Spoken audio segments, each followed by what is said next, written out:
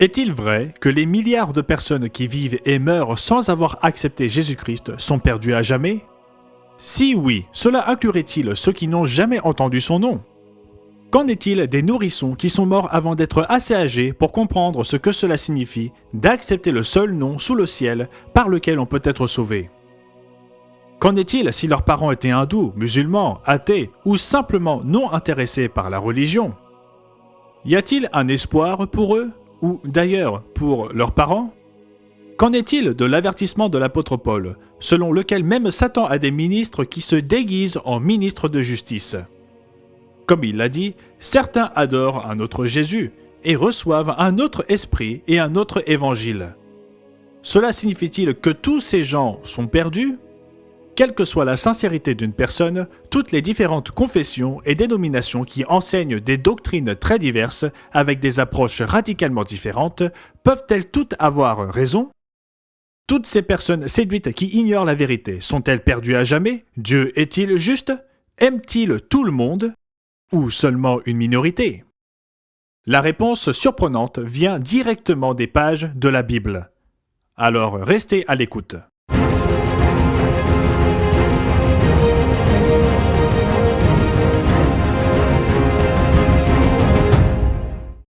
Bienvenue au monde de demain, où nous ouvrons les pages de la Bible pour trouver des réponses aux grandes questions de la vie. Aujourd'hui, je vais répondre aux questions suivantes, avec toutes leurs ramifications. Dieu aime-t-il tout le monde? Donne-t-il à chacun une opportunité équitable? Les personnes qui n'ont jamais entendu parler du Christ sont-elles perdues à jamais? L'apôtre Jean cite les paroles de Jésus. Car Dieu a tant aimé le monde qu'il a donné son Fils unique, afin que quiconque croit en lui ne périsse point, mais qu'il ait la vie éternelle.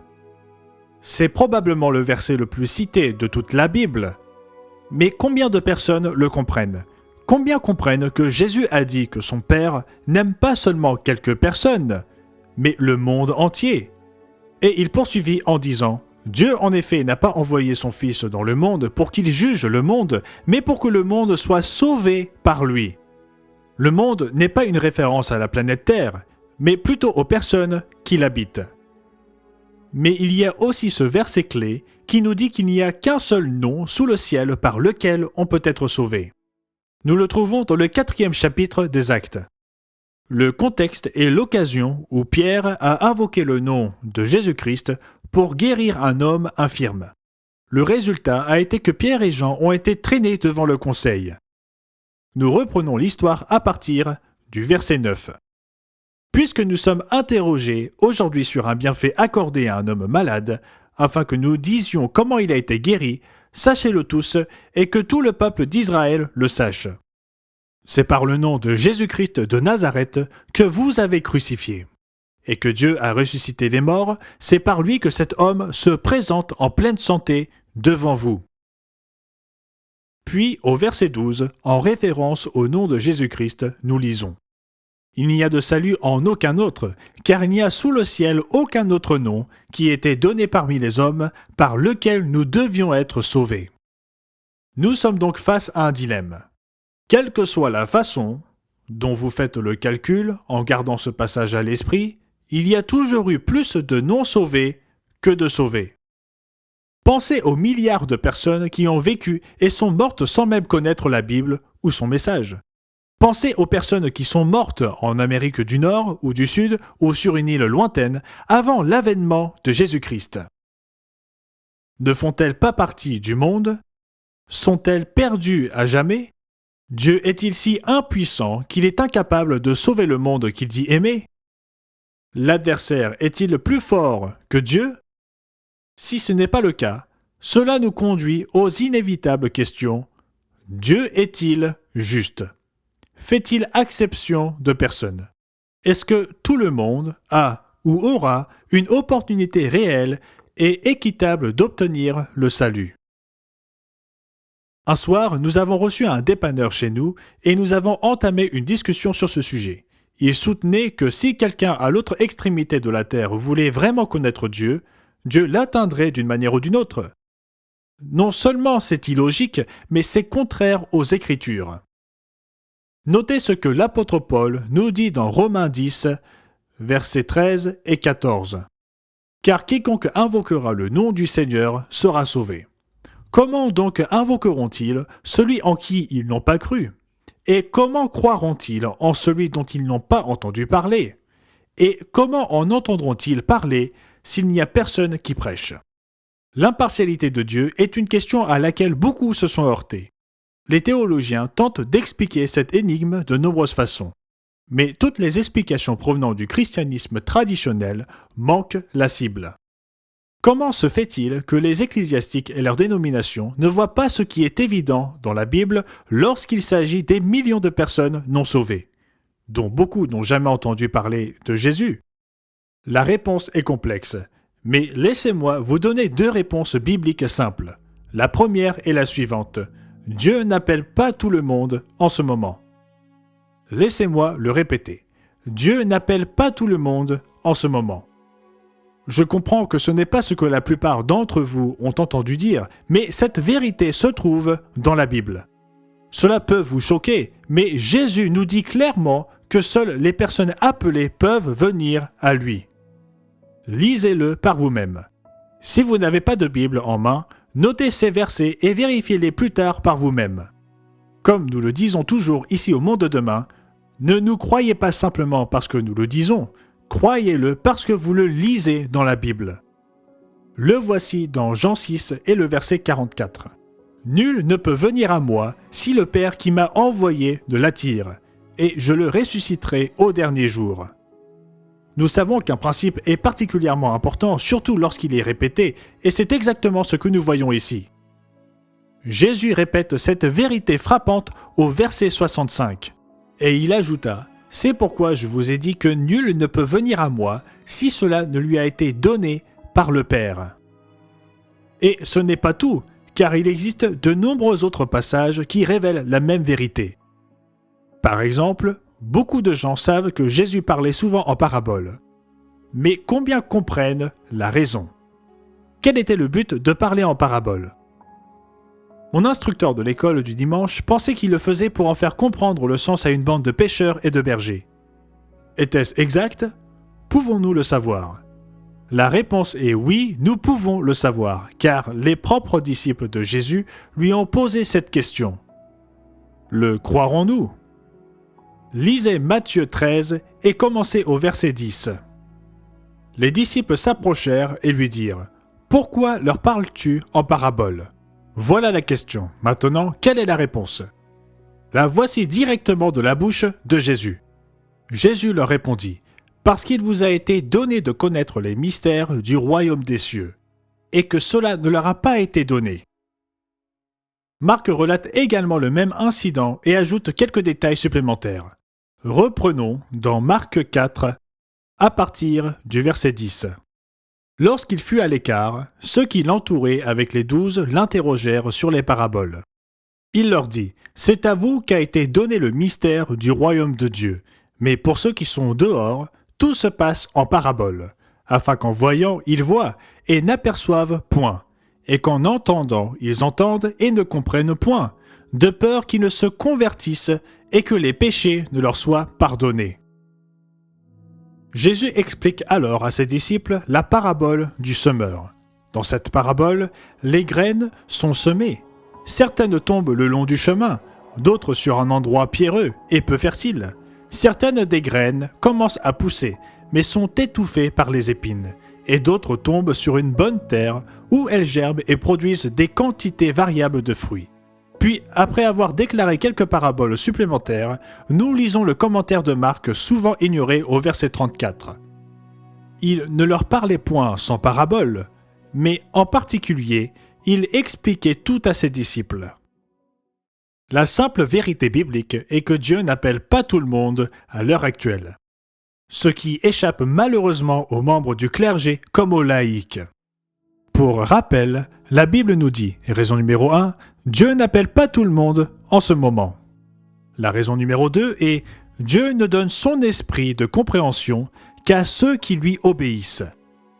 Prêcher au nom de Jésus-Christ était une entreprise périlleuse au 1er siècle et dans de nombreuses régions du monde depuis lors. À une occasion, les premiers apôtres ont été jetés en prison. mais miraculeusement libérés par un ange qui leur a ordonné de retourner au temple et d'annoncer les paroles de cette vie.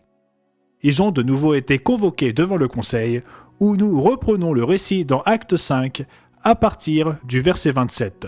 Après qu'ils les eurent amenés en présence du Sanhédrin, le souverain sacrificateur les interrogea en ces termes. « Ne vous avons-nous pas défendu expressément d'enseigner en ce nom-là ? Et voici, vous avez rempli Jérusalem de votre enseignement, et vous voulez faire retomber sur nous le sang de cet homme. » La réponse des apôtres était une réprimande cinglante, à laquelle le souverain sacrificateur et son entourage n'étaient pas habitués. Pour qui se prenaient ces hommes sans éducation venus de Galilée ? Pierre et les apôtres répondirent « Il faut obéir à Dieu plutôt qu'aux hommes. Le Dieu de nos pères a ressuscité Jésus, que vous avez tué en le pendant au bois. Dieu l'a élevé par sa droite comme prince et sauveur, pour donner à Israël la repentance et le pardon des péchés. » Remarquez maintenant cette déclaration que l'on trouve au milieu de ce récit. Nous sommes témoins de ces choses, de même que le Saint-Esprit, que Dieu a donné à ceux qui lui obéissent. Furieux de ces paroles, il voulait les faire mourir. Ce que Pierre et les autres ont fortement laissé entendre, c'est que ces chefs religieux n'obéissaient pas à Dieu et n'étaient donc pas conduits par l'Esprit de Dieu. Il y a là une puissante leçon pour nous. Si nous n'obéissons pas à Dieu, nous ne recevrons pas le Saint-Esprit. Et c'est le Christ vivant en nous par la puissance du Saint-Esprit qui ouvre notre esprit à la compréhension. Lorsque le prophète Daniel a voulu comprendre la chronologie des visions qui lui ont été données, il a reçu des instructions. Il répondit « Va, Daniel, car ces paroles seront tenues secrètes et scellées jusqu'au temps de la fin. Plusieurs seront purifiés, blanchis et éprouvés. Les méchants feront le mal, et, remarquez ceci, aucun des méchants ne comprendra, mais ceux qui auront de l'intelligence comprendront. » La méchanceté ne se limite pas à la toxicomanie, à l'immoralité sexuelle, au meurtre et au vol. Toutes ces choses sont mauvaises. Mais au cœur de la méchanceté se trouve le déni et la rébellion envers Dieu et sa volonté, telle qu'elle est exprimée dans sa loi. Comment se fait-il que les gens ne puissent pas comprendre que la nouvelle alliance, au lieu de supprimer la loi, la rend plus stricte ? Jésus n'a pas mâché ses mots lorsqu'il a prononcé son célèbre sermon sur la montagne. Lisez-le vous-même dans Matthieu au chapitre 5, versets 17 et 18. Ne croyez pas que je sois venu pour abolir la loi ou les prophètes. Je suis venu non pour abolir, mais pour accomplir.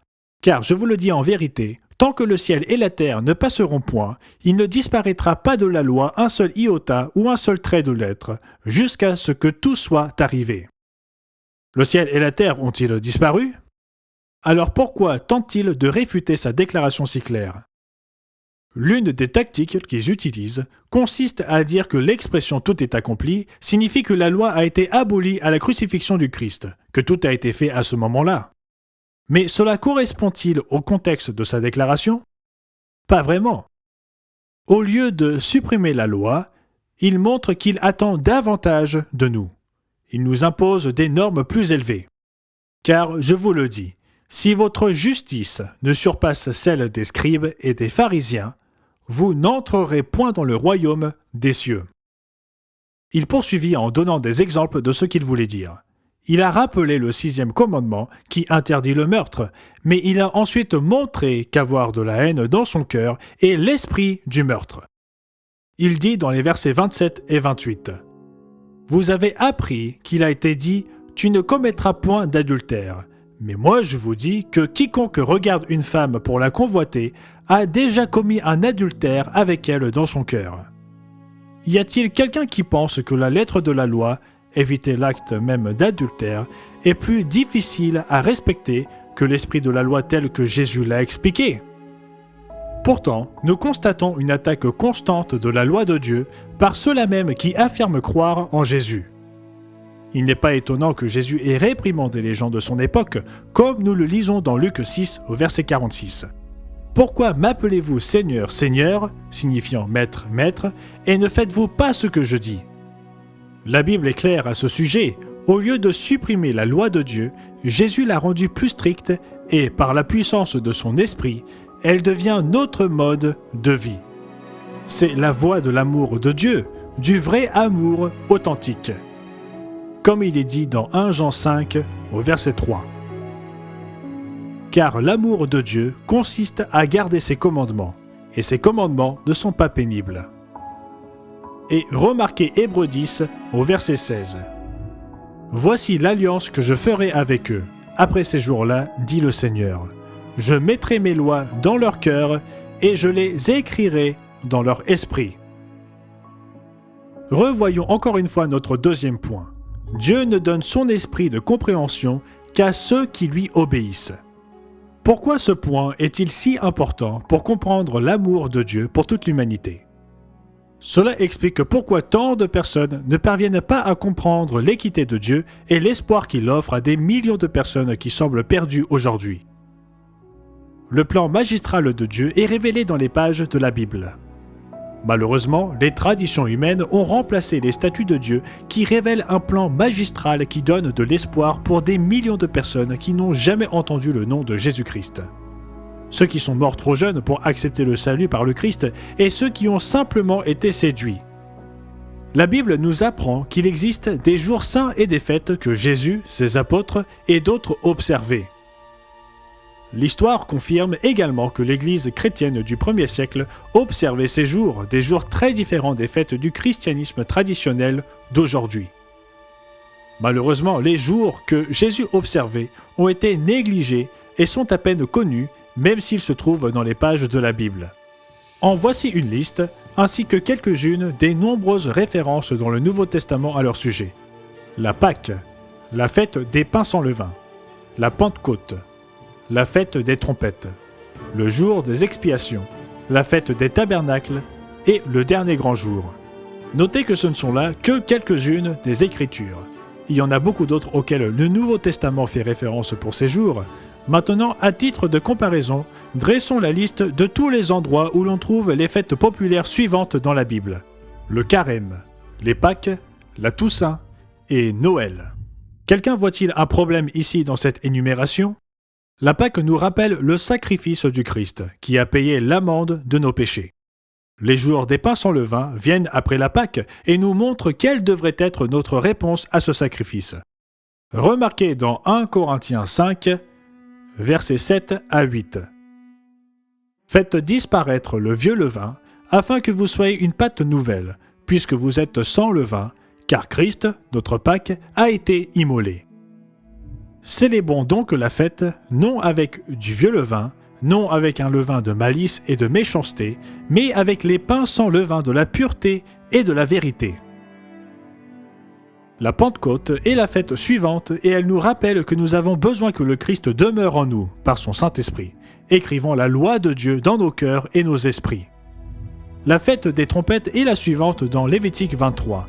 Sa signification dans le Nouveau Testament est établie en recherchant les Écritures qui font référence au son des trompettes. Nous découvrons que cette fête fait référence aux 7 trompettes que l'on trouve dans le livre de l'Apocalypse, comprenant le son de la 7e trompette qui proclame le retour du Christ pour régner sur toute la terre. Le jour des expiations suit de près et nous enseigne qu'il n'y aura jamais d'harmonie ici-bas tant que Satan sera là.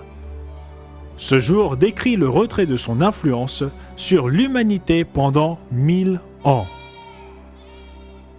Ce règne de 1000 ans est représenté par ce que l'on appelle la fête des tabernacles. La 7e et dernière fête dans le plan de Dieu est appelée le dernier grand jour. Et c'est un grand jour. Elle annonce un moment très précis dans l'avenir, lorsque Dieu ressuscitera à la vie, c'est-à-dire à la vie physique, tous ceux qui n'ont jamais entendu le véritable message de l'Évangile. Ou s'ils l'ont déjà entendu, ils ont été tellement séduits par Satan qu'ils n'ont pas pu le comprendre. Cette fête préfigure le moment où des milliards de personnes auront leur première véritable occasion de choisir la voie de Dieu. Allez à Apocalypse 20. Puis je vis un grand trône blanc et celui qui était assis dessus. La terre et le ciel s'enfuirent devant sa face. C'est après le règne millénaire du Christ. Et je vis les morts, les grands et les petits, qui se tenaient devant le trône. Des livres furent ouverts, et un autre livre fut ouvert, celui qui est le livre de vie. Et les morts furent jugés selon leurs œuvres, d'après ce qui était écrit dans ces livres. Les livres qui sont ouverts sont les livres de la Bible, qui ont été fermés à la compréhension des esprits de ces personnes. Notez également que le livre de vie est ouvert et non fermé. Jésus a fait référence à ce temps de jugement dans Matthieu 11, versets 23 à 24. Et toi, Capernaum, seras-tu élevé jusqu'au ciel? Non, tu seras abaissé jusqu'au séjour des morts. Car si les miracles qui ont été faits au milieu de toi avaient été faits dans Sodome, elles subsisteraient encore aujourd'hui. C'est pourquoi je vous le dis, au jour du jugement, le pays de Sodome sera traité moins rigoureusement que toi. Notez qu'il ne s'agit pas d'une seconde chance, mais d'une véritable première chance lorsque leur esprit sera ouvert. Merci d'avoir regardé. N'oubliez pas de vous abonner pour ne pas manquer une autre vidéo du monde de demain. Et si vous souhaiteriez recevoir un exemplaire de notre brochure « Aujourd'hui est-ce le seul jour de salut ?», cliquez sur le lien dans la description. À très bientôt.